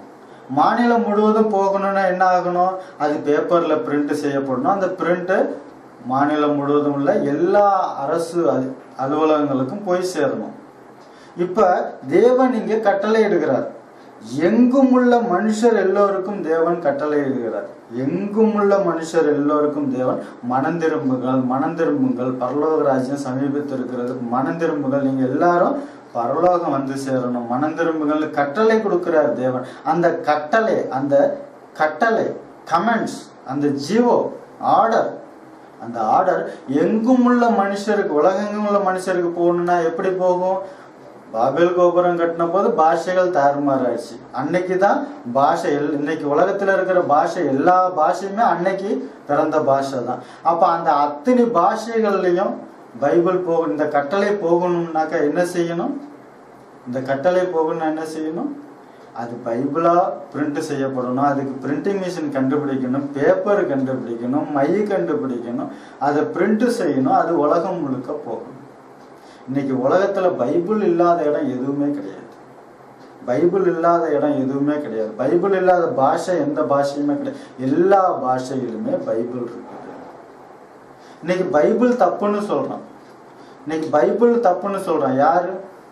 உலகத்துல இருக்கிற எல்லாருமே சொல்றான், கிறிஸ்தவனை தவிர. ஏன் சொல்றான்? இது தேவனுடைய சித்தம். உலகெங்கும் உள்ள மனுஷர்கள் மனம் திரும்பணும், அதுக்கு இந்த கட்டளை உலகங்களும் போகணும். அப்படிங்கும்போது சாத்தான் என்ன பண்றான்? மனிதர்கள் மூலமா இந்த கட்டளைய போக விடாம பண்றான். அப்படி போக விடாம பண்ணும்போது என்னென்னலாம் மாய்மாலம் பண்றான்னா, அதுல தப்பு இருக்குங்கிறான், 100 தப்பு இருக்குங்கிறான், 1000 தப்பு இருக்குங்கிறான், 6 லட்சம் தப்பு இருக்குங்கிறான். தப்பு இருக்குங்கும் போது கிறிஸ்தவர்களான நம்ம கூட என்ன செய்யறோம்? ஓ, தப்பு இருக்குமோ அப்படின்னு நினைக்கிறோம். அதனாலதான் இவ்வளவு டினாமினேஷன், இவ்வளவு வேறுபாடுகள், பாகுபாடுகள். கிறிஸ்து ஒருவர் தானே, பைபிள் ஒண்ணு தானே, விசுவாசம் ஒண்ணு தானே. ஏன் இன்னைக்கு இவ்வளவு டினாமினேஷன்ல இருக்கிறோம்? இன்னைக்கு இத்தனைக்கு பிரிவுகளா எதுக்காக இருக்கிறோம்? ஏன் இருக்கிறோம்? நம்மள ஐக்கியம் இல்லை, நம்மள ஒற்றுமை இல்லை. நமக்கு இன்னும் சொல்ல போனா பைபிள்னா என்னன்னு தெரியாது, தேவனுடைய வார்த்தைனா என்னன்னு தெரியாது. இன்னைக்கு தேவன் கொடுத்த இந்த கட்டளை, இந்த ஆர்டர் உலகெங்கும் போகணும்னா பைபிள் உலகெங்கும் போகணும். இயேசு கிறிஸ்து ஒரு இடத்துல சொல்லியிருக்கிறார், என்னைக்கு உலகம் எங்கும் சுவிசேஷம் அறிவிக்கப்படுகிறதோ அன்னைக்கு இயேசுவின் 2வது வருகை இருக்கும். இயேசுவின் 2வது வருகை அப்ப சாத்தான் நிரந்தரமா நரகத்துல தள்ளப்படுவான். சாத்தான் நிரந்தரமா நரகத்துக்கு போகக்கூடாது. இன்னும் அவனுடைய கொஞ்ச காலம்ட்டு காலத்தை தள்ளிக்கிட்டே வந்துகிட்டு இருக்கிறான். காலம் தள்ளிக்கிட்டே வரணும்னாக்கா அதுக்கு யாரு உடன்பாடா இருக்கிறோம்? மனிதர்களான நம்ம தான். இன்னும் சொல்ல போனா கிறிஸ்தவர்களான நம்ம தான். இன்னைக்கு முஸ்லீமு அவங்க குரானை சொல்லி கொடுக்குறான், அவங்க செலவு பண்ணி சொல்லி கொடுக்குறான். இன்னைக்கு நம்ம பைபிளை யார் சொல்லி கொடுக்குறா? பைபிள்ல என்ன இருக்குன்னு யார் சொல்லி கொடுக்குறா? இன்னைக்கு பைபிள்ல என்னன்னு யாருக்குமே தெரியாது. பிரியமான சகோதர சகோதரிகளே, அதை வச்சுக்கிட்டு தான் இன்னைக்கு பைபிள்ல எழுதியிருக்கிற புஸ்தகம். இப்ப ஏசியா புஸ்தகம் இருக்கா, ஏசியாவோட கையெழுத்து எங்கன்னு கேட்கிறோம்.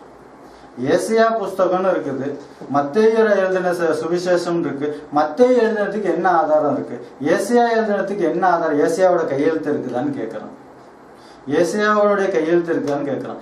ஏசியாவினுடைய கையெழுத்து இருக்குதான்னு கேட்பான்னு தெரிஞ்சதான் தேவன் ஏசியா புஸ்தகத்திலே எழுதியிருக்காரு பாருங்க. ஏசியா 34:16 கர்த்தருடைய புஸ்தகத்திலே தேடி வாசியுங்கள். ஏசியா எழுதினார், தேவன் சொன்னார். பேதுரு எழுதின 2வது நிருபம் 1வது அதிகாரம் 20-21 நம்ம என்ன படிச்சோம், என்ன பார்த்தோம்? பரிசுத்த மனுஷர்கள் பரிசுத்த ஆவியின் ஏவுதலினால் பேசினார்கள். பரிசுத்த மனுஷர்கள் பரிசுத்த ஆவியின் ஏவுதலினால் தேவன் சொன்னாரு, எழுதினாங்க. தேவன் சொன்னாரு, எழுதினாங்க. தேவன் சொன்னாரு, ஏசையா எழுதினாரு. எழுதிட்டு என்ன எழுதியிருக்கிறாங்க? இது கர்த்தருடைய புஸ்தகம். ஏன் புஸ்தகம் கிடையாது, நாளைக்கு ஏன் கையெழுத்து இல்லைன்னு நீங்க கேட்கப்படாது. ஏன் ஏசையா புஸ்தகம் போது ஏசையாவுடைய கையெழுத்து எங்கன்னு கேட்போம்னு தெரிஞ்சுதான், உலகத்துல கேட்பாங்கன்னு தெரிஞ்சுதான் அன்னைக்கே ஏசையா மூலமா தேவன் எழுதி வச்சிருக்கிறாரு.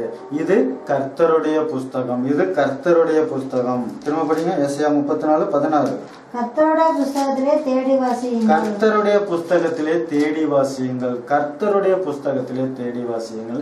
இவ்வளவு தெளிவா இருக்குது பைபிள்ல. தெளிவா இருக்கிறத படிச்சுட்டு தான் கையெழுத்து எங்கன்னு கேட்கிறாங்க. கையெழுத்து எங்கன்னு கேட்க, இப்ப நான் டிக்டேட் பண்ற ஒரு செய்தியை நான் டிக்டேட் பண்றேன், என்னுடைய பிஏ எழுதுறாங்க.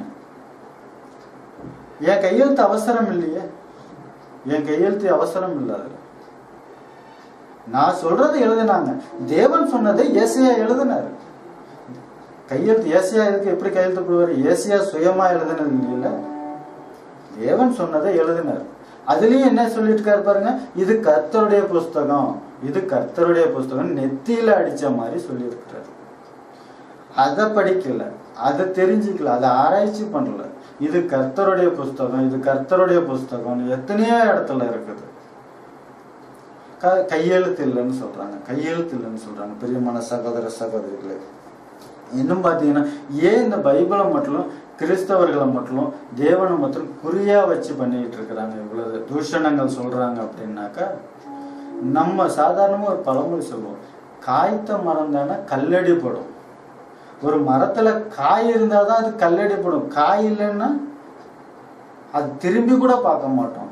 ஏன்னா விஷயம் இந்த பைபிள்ல தான் இருக்குது. உலகத்தினுடைய வரலாறு, சரித்திரம், நம்மளுடைய சரித்திரம் இந்த பைபிள்ல இருக்குது. நம்ம எப்படிப்பட்டவங்க, நம்ம எங்கே இருந்து வந்தோம், தேவன் நமக்கு யாரு, தேவன் நமக்கு யாரு, இயேசு கிறிஸ்து நமக்கு யாரு? நம்ம ஏன் இந்த பூமிக்கு வந்தோம்? நம்ம திரும்ப எங்க போகணும்? எல்லா விஷயங்களும் இந்த பைபிள்ல இருக்கு. தேவன் நமக்கு யாருங்க? தேவன் நமக்கு தகப்பன், தேவன் நமக்கு அப்பா. இந்த விஷயம் யாருக்கு தெரியும்? பைபிள்ல சொல்லியிருக்கிறார் தேவன். உணர்வடையுங்கள், உணர்வடையுங்கள்னு சொல்றாரு. என்ன தெரிஞ்சுங்க, நான் உங்களுடைய அப்பா, உங்களுக்காக சர்வ சிருஷ்டியும் கொடுத்தேன், எல்லாத்தையும் உண்டாக்குனேன். என்ன தெரிஞ்சுங்க, என்ன தடவியாவது நீங்கள் கண்டுபிடிங்கன்னு சொல்றாரு. என்ன தடவியாவது கண்டுபிடிங்க, என்ன தடவியாவது கண்டுபிடிங்கன்னு சொல்றாரு. அப்போஸ்தலர் காரியம், அப்போஸ்தலர்கள் 17:25. அப்போஸ்தலர் 17:27, மன்னிக்கவும் 27வது வசனம், 17:27. கர்த்தராகிய தம்மை அவர்கள் கர்த்தராகிய தம்மை அவர்கள் தடவியாகிலும் கண்டுபிடிக்கத்தக்கதாக தம்மை தேடும்படி அப்படி செய்தார். தடவியாகிலும் கண்டுபிடிக்கத்தக்கதாக கர்த்தராகிய தேவனை, பிதாவாகிய அந்த தேவனை, நம்முடைய தகப்பனாகிய அந்த தேவனை, நம்முடைய அப்பாவாகிய அந்த தேவனை தடவியாவது நீங்க கண்டுபிடிங்க, தடவியாவது கண்டுபிடிங்க அப்படின்னு சொல்றாரு. பாருங்க, இன்னொரு இடத்துல பாத்தீங்கன்னா ரோமருக்கு எழுதின நிருபம் 3வது அதிகாரம் 11வது வசனம். ரோமருக்கு எழுதின நிருபம் 3வது அதிகாரம் 11வது வசனம். ரோமர் 3:11. உணர்வுள்ளவன் இல்லை, தேவனை தேடுகிறவன் இல்லை. பாருங்க, தேவன் எவ்வளவு வேதனையா சொல்ற. தேவனை இன்னைக்கு தெரிஞ்சுக்கணும்னாக்கா நமக்கு இருக்கிற ஒரே வாய்ப்பு இந்த பைபிள் தான். தேவனை நம்ம தெரிஞ்சுக்கணும், தேவனை நம்ம தேடணும் அப்படின்னாக்கா நமக்கு இருக்கக்கூடிய ஒரே வாய்ப்பு பைபிள் மாத்திரம் தாங்க. வேற எங்கேயுமே நீங்க தேவனை தெரிஞ்சுக்க முடியாது. தேவனை யாரு, தேவனுடைய மனசு என்ன அப்படின்னு நம்ம தெரிஞ்சுக்கணும்னா இந்த பைபிள்ல தான் நம்ம தெரிஞ்சுக்க முடியும். இந்த பைபிள்ல தான் தெரிஞ்சுக்க முடியும். உணர்வுள்ளவன் இல்லை, தேவனை தேடுகிறவன் இல்லை. உணர்வுள்ளவன் இல்லை. உணரணும். யாரோ தேவனை உணர்ந்துதான் தெரிஞ்சுக்கணும். காற்று வீசுது அப்படின்னா உணர்ந்து தெரிஞ்சுக்கிறோம். தேவனை உணரணும், தேவனை தெரிஞ்சுக்கணும். தேவனை தேடுகிறவன் இல்லை. இன்னைக்கு தேவனை தேடாததுனால்தான் உலகத்துல நாசம் நடந்துகிட்டு இருக்கு, அழிவு நடந்துகிட்டு இருக்கு. தேவனுடைய ஆயுதம் இயற்கை, இயற்கை தேவனுடைய ஆயுதம். பாவம் பெருகிட்டே போகுது. ஏன்? எதனால? தேவனை தெரிஞ்சிக்காததுனால்தான். தேவன் யாருங்கிற உணர்வு இல்லாததுனால்தான். தேவன் யாருங்கிறத அறியாததுனால்தான். அறியாமையின் இருளை விரட்ட அப்படின்னு சொல்றான். அறியாமை யாருகிட்ட இருக்குது? பூமியில உள்ள சகல மக்கள்கிட்டையும் அறியாமை இருக்கு. எந்த அறியாமை இருக்கு? என்ன அறியாமை? அறியாமைனா என்ன? தேவனை அறியாதது, தேவனை அறியாமை, தேவனை அறியாமை. இந்த அறியாமையை விரட்டுறது யாரு விரட்டணும்? கிறிஸ்தவர்களான நம்ம தான். தேவனுடைய மனசு, தேவனுடைய வார்த்தைகள் உள்ள பைபிளை வச்சிருக்கிற நாம தான். நமக்கு பைபிள்னா என்னன்னு தெரியாது, பைபிள்ல தேவன் சொன்னது என்னன்னு தெரியாது. கையெழுத்து இல்ல அப்படின்னு ஒருத்தன் சொன்னா, ஆமா கையெழுத்து இல்ல அப்படின்னு சொல்லிட்டு போற கிறிஸ்தவர்களால் தான் இன்னைக்கு நம்ம இருந்துகிட்டு இருக்கிறோம். நாம பைபிளை தெரிஞ்சுக்கணும். பைபிள்னா என்னன்னு தெரிஞ்சுக்கணும். பைபிள்னா என்னன்னு தெரிஞ்சுக்கணும். பைபிள்னா என்னன்னு தெரிஞ்சுக்கணும். பிரியமான சகோதர சகோதரிகளே, பைபிளை என்னன்னு தெரிஞ்சுக்கிட்டு கிறிஸ்தவர்களான நம்ம எப்படி இந்த உலகத்துல வாழணும், நம்ம இந்த உலகத்துக்கு எப்படிப்பட்டவர்களா இருக்கணும், ஒளியானவர்களா இருக்கணும். ஏன்னா ஒளி, இந்த பைபிள்ல தேவனுடைய வார்த்தைகள் ஒளி. இந்த ஒளியை நம்ம நெஞ்சில சுமந்து நம்முடைய ரட்சகரான இயேசு கிறிஸ்து சொன்ன வார்த்தையின் பிரகாரம் என்ன சொன்னார்? மத்தேயு எழுதின சுவிசேஷம் 5வது அதிகாரம் 13வது வசனம். நம்ம இந்த பூமியில எப்படிப்பட்டவங்களா இருக்கணும்? நம்ம இந்த பூமியில எப்படிப்பட்டவங்களா இருக்கணும்? மத்தேயு 5:13. நீங்கள் பூமிக்கு உப்பாயிருக்கிறீர்கள். நீங்கள் பூமிக்கு உப்பாயிருக்கிறீர்கள். நீங்கள் பூமிக்கு உப்பாயிருக்கிறீர்கள். உப்பானது சாரமற்று போனால் எதனால் சாரமாக்கப்படுவீர்கள்? வெளியே கொட்டப்படுவதற்கும் மனுஷரால் மிதிக்கப்படுவதற்குமே மனுஷரால் மிதிக்கப்படுவதற்குமே ஒழிய வேறொன்றுக்கும் வேறொன்றுக்கும் உதவாது. நீங்கள் உலகிற்கு உப்பாய் இருக்கிறீர்கள். இன்னைக்கு சாப்பிட்றோம், சாப்பாடு தயார் பண்ணி சாப்பிட்றோம், அதுல உப்பு போடுறோம். உப்பு இல்லைன்னா என்ன சொல்லியிருக்காங்க பெரியவங்க? உப்பு இல்லாத பண்டம் குப்பையிலே. குப்பை இல்லைன்னா குப்பை என்ன செய்வோம்? தலையில தூக்கி வச்சுட்டு ஆடுவோமா? மிதிச்சுக்கிட்டு போவோம். என்ன செய்வோம்? குப்பை கிடக்குன்னா மிதிச்சுக்கிட்டு போவோம். பாருங்க, நீங்கள் உலகிற்கு உப்பாய் இருக்கிறீர்கள். யாரு? பைபிள் கையில வச்சிருக்கிற கிறிஸ்தவர்கள். கிறிஸ்தவர்கள் கிறிஸ்தவர்கள் நல்லா புரிஞ்சுக்கணும். யாரோ அப்படின்னு நினைச்சிடாதீங்க. நம்மளை பத்தி தான் தேவன் சொல்லியிருக்கிறாரு. நம்ம உலகத்துக்கு உப்பா இருக்கணும். நம்ம உப்பா இருக்கணும். நம்மள சாரம் இல்லைன்னா, உப்புல சாரம் இல்லைன்னு வச்சுங்களேன், பார்க்கறதுக்கு வெள்ளையா இருக்கு, அதுல கரிப்பு தன்மையே இல்லை அப்படின்னாக்க உப்பு கரிக்கும். அந்த கரிப்பு தன்மை இல்லைன்னா அந்த உப்புனால என்ன பிரயோஜனம் சொல்லுங்க? அந்த உப்புனால என்ன பிரயோஜனம்? இன்னைக்கு நம்ம கிறிஸ்தவர்கள் நம்ம சாரத்தோட இருக்குன்னா எது சாரம்? இந்த பைபிள்ல உள்ள தேவனுடைய வார்த்தைகள் சாரம். இந்த சாரம் நம்மள்ட்ட இருக்கும்போது நம்ம உலகத்துக்கு உப்பா இருக்கிறோம். சாரம் நம்மள்ட்ட இல்லைன்னா நம்ம குப்பையா இருக்கிறோம். நம்ம குப்பையா இருக்கிறோம்.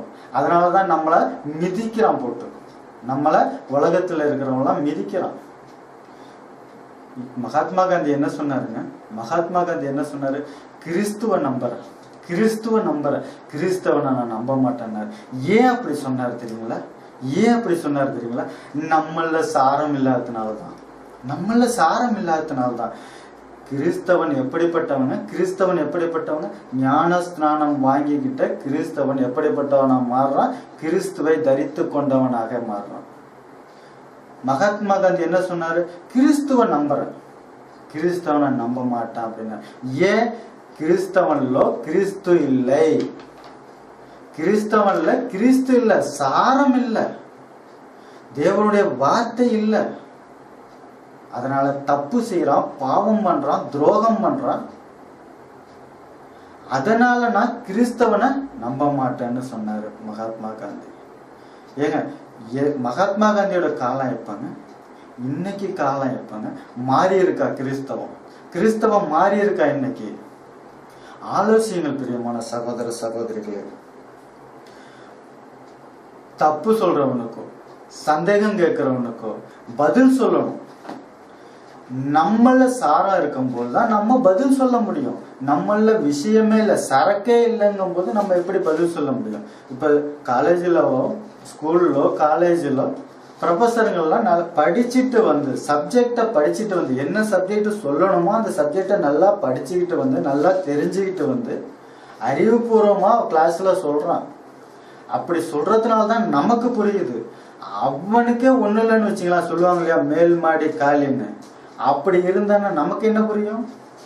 அப்ப இன்னைக்கு இந்த உலகுக்கு ஒளியா இருக்கக்கூடியவன் நம்மள ஒளி இருக்கணும் இல்லையா? டார்ச் லைட் கொடுக்கறது கிடையாதுங்க, நம்ம தான் ஒளி. நம்ம தான் ஒளி. நம்ம ஒரு டார்ச், அது சிகப்பு கலர் டார்ச் லைட் கொடுக்குறான் கருமாத்தூர்ல இருக்கிற கருமம் பிடிச்ச பாதர். நம்ம தாங்க ஒளி. நம்ம போகும்போது ஒளி பிரகாசிக்கணும், ஒளி பிரகாசிக்கணும். நம்ம உலகத்துக்கு உப்பா இருக்கணும். உப்பா இருக்கணும்னா அந்த உவப்பு தன்மை நம்மள இருக்கணும், சரக்கு நம்மள்ட்ட இருக்கணும், விஷயம் இருக்கணும் நம்மள்ட்ட. அந்த விஷயம் நம்மள்ட்ட இருக்கும்போது தேவனை பத்தி, கிறிஸ்துவ பத்தி, பைபிளை பத்தி தப்பா சொல்றவனுடைய வாயை மூடி, ஷட் அப், க்ளோஸ் பண்ணணும். அவனை வாயை மூடணும். அதுக்கு மேல அவன் பேசவே கூடாது. ஆமா, கிறிஸ்து உன்னதமானவர்னு, பைபிள் உன்னதமான புஸ்தகம், பைபிள் நிஜமான புஸ்தகம் அப்படின்னு அவன் ஒத்துக்கணும். அந்த அளவுக்கு நம்ம பேசணும்னா நம்மள சாரா இருக்கணும். நம்ம பதில் சொல்லணும். வாயை மூடிட்டு வந்துடுறதில்ல இன்னைக்கு நிறைய கிறிஸ்தவர்கள். எனக்கு என்ன, தேவன் பார்த்துக்குவாரு, தேவன் பார்த்துக்குவாருன்னு சொல்றதுக்கு நம்ம என்னத்துக்குங்க இந்த பூமியில? தேவன் நம்மள எதுக்கு இந்த பூமியில வச்சாரு? நமக்கு ஒரு பைபிள்னு இந்த புஸ்தகத்தை எதுக்கு கொடுத்தாரு? கேட்கிறவனுக்கு பதில் சொல்லணும். கேட்கிறவன் தப்பா பேசுறவன் வாயை அடைக்கணும். அதுக்காக தான் பைபிள் கொடுத்திருக்கிறாரு. பாருங்க, பேதுரு எழுதின முதலாவது நிருபம் 3வது அதிகாரம் 15வது வசனம். பேதுரு எழுதின முதலாவது நிருபம் 3வது அதிகாரம் 15வது வசனம். கர்த்தராகிய தேவனே, கர்த்தராகிய தேவனே உங்கள் இருதயங்களில் பரிசுத்தம் பண்ணுங்கள். உங்கள் இருதயங்களில் பரிசுத்தம் பண்ணுங்கள். ஃபர்ஸ்ட் நீங்க செய்ய வேண்டியது என்னன்னா, கர்த்தராகிய தேவனை உங்கள் இருதயங்களிலே பரிசுத்தம் பண்ணுங்கள். உங்களில் இருக்கிற நம்பிக்கையை குறித்து. உங்களில் இருக்கிற நம்பிக்கையை குறித்து. உங்களில் இருக்கிற நம்பிக்கையை குறித்து. நம்ம நம்பிக்கை என்ன? பைபிள் தேவனால் எழுதப்பட்ட புஸ்தகம், தேவன் நமக்காக கொடுக்கப்பட்ட புஸ்தகம். தேவன் இருக்கிறாரு, அவர் பரலோகத்துல இருக்கிறாரு, பரலோகம் இருக்குது. நம்மளுடைய நம்பிக்கை என்ன? உலகம் உண்டானது எல்லாமே அவருடைய வார்த்தையினால உண்டானுச்சு. வார்த்தை இயேசு கிறிஸ்து. அந்த இயேசு கிறிஸ்து நமக்காக, நம்மளுடைய பாவங்களுக்காக இந்த பூமியில மனுஷனா பிறந்து ரத்தம் சிந்தி பலியாகி சிலுவையில மரித்து அடக்கம் செய்யப்பட்டு 3ஆம் நாள் உயிர்த்தெழுந்து இன்னைக்கு பரலோகத்துல தேவனுடைய வலது பக்கத்துல வீட்டு இருக்கிறாரு. அவரு 2வது முறையா அந்த பூமிக்கு வருவாரு. அப்ப நம்மளே எல்லாரையும் பரலோகத்துக்கு கூட்டிக்கிட்டு போவார்னு எதிர்பார்த்து காத்துட்டு இருக்கிறோமே. நம்ம விசுவாசம், நம்மளுடைய நம்பிக்கை. உங்களில் இருக்கிற நம்பிக்கையை குறித்து. அந்த நம்பிக்கையை குறித்து உங்களிடத்தில் விசாரித்து கேட்கிற யாவருக்கும். உங்களிடத்தில் விசாரித்து கேட்கிற யாவருக்கும். உங்களிடத்திலே விசாரித்து கேட்கிற யாவருக்கும். யாவருக்கும். சாந்தத்தோடும் வணக்கத்தோடும் உத்தரவு சொல்ல எப்பொழுதும் ஆயத்தமாயிருங்க. சாந்தத்தோடும் வணக்கத்தோடும் உத்தரவு சொல்ல எப்பொழுதும் ஆயத்தமா இருக்கணும். ஏதோ கொஞ்ச நேரம் தான் கிடையாது, எப்பொழுதும். நம்முடைய வாழ்க்கை முழுவதும் 24 மணி நேரமும் 24 hours அப்படின்னு சொல்லுவோம். அப்படி நம்ம சித்தமா இருக்கணும், தயாரா இருக்கணும், பதில் சொல்றதுக்கு தயாரா இருக்கணும், சந்தேகத்தை நிவர்த்தி பண்ணணும். நீ சொல்றது தப்பு, பைபிள்ல பாரு அப்படின்னு பைபிள்ல இருக்கிற வசனங்களை, தேவன் சொல்லிய வார்த்தைகளை காமிச்சு நீ சொல்றது தப்புன்னு அவனுடைய வாயை அடைக்கணும். வாயை அடைக்கணும்னா நம்ம என்ன செய்யணும்? பைபிள்னா என்னன்னு தெரிஞ்சுக்கணும். பைபிள்ல உள்ளது தேவனுடைய வார்த்தைகளை நம்ம பரிசோதிக்கணும். பைபிள்னா என்னன்னு தெரிஞ்சுக்கணும். பைபிள்னா என்னன்னு தெரியாததுனால தானே பைபிளுங்கிற வார்த்தை பைபிள்ல காமி அப்படின்னு சொல்லும் போது வாய மூடிட்டு வந்துடுறான். பைபிளுங்கிற வார்த்தைக்கே அர்த்தம் தெரியாதவன். கேள்வி கேட்கறவனுக்கும் அர்த்தம் தெரியாது, அங்க போய் திருன்னு முழிச்சுக்கிட்டு வர்றவனுக்கும் அர்த்தம் தெரியாது. கேட்கிறவன் எப்படி வேணாலும் கேள்வி கேட்பான். அவனுக்கு ஞானமே இல்லை, கேள்வி ஞானமே இல்லாம கேள்வி கேட்கிறான். இன்னைக்கு புதிய ஏற்பாடு இல்லைன்னு சரியில்லைன்னு தானே, பழைய ஏற்பாடு சரியில்லைன்னு தானடா புதிய ஏற்பாட்டை எழுதுனீங்க அப்படின்னு ஒருத்தன் கேட்கிறானே. இன்னைக்கு தமிழ்நாட்டுல கிறிஸ்தவர்களே இல்லையா, கிறிஸ்தவ போதகர்களே இல்லையா, அவங்களுக்கு பதில் சொல்றதுக்கு யாருமே இல்லையா? யாருமே இல்லைங்க. 2006 சொல்லப்பட்டது. அது 2006 பிரசங்கம். அவன் பிரசங்கித்தது பைபிளை பத்தி, தேவனை பத்தி தூஷணமா பேசினான் 2006 பப்ளிக் மீட்டிங்ல. இப்ப வரைக்கும் தமிழ்நாட்டுல யாரும் அவனை கேட்கல. ஏன்? கிறிஸ்தவர்கள் உணர்வு இல்லை. அந்த உணர்வு நமக்கு வேணும்னா பைபிள்னா என்னன்னு தெரிஞ்சுங்க, பைபிளை படிங்க. பிரியமான சகோதர சகோதரிகளே, நம்முடைய ஆண்டவராகிய இயேசு கிறிஸ்துவனுடைய கிருபை நம்ம எல்லோரோடும் இருக்க வேண்டும். நம்ம தேவனை பத்தி தெரிஞ்சுக்கணும். தேவனை பத்தி தெரிஞ்சுக்கணும்னாக்கா பைபிளை நீங்க படிக்கணும். பைபிள்னா என்னன்னு தெரிஞ்சுக்கணும். கர்த்தர் உங்களை ஆசீர்வதிப்பார். நன்றி, வணக்கம்.